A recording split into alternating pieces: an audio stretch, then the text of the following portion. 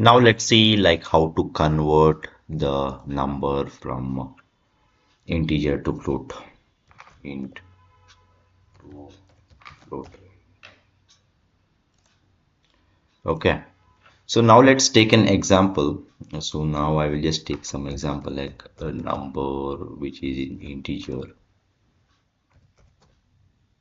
is equal to some random number. I will just take some 15 number.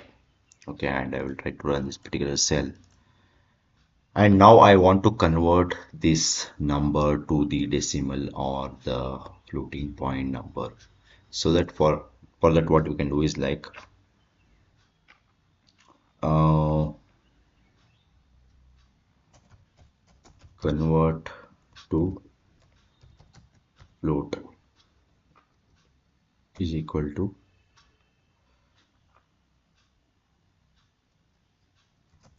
print of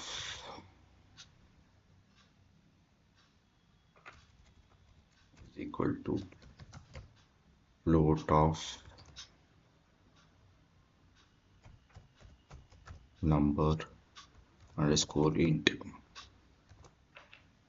Now let's try to run this particular cell, and now let's try to finally print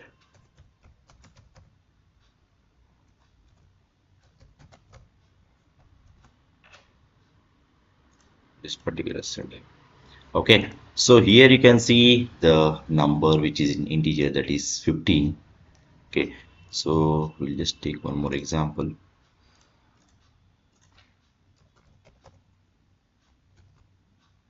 Print of number underscore integer.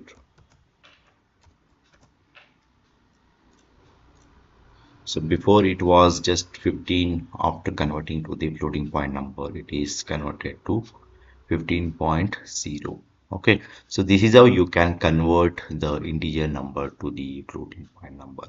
Okay, so these are all the basic interview questions whenever you try to attend the interview with respect to the Python programming.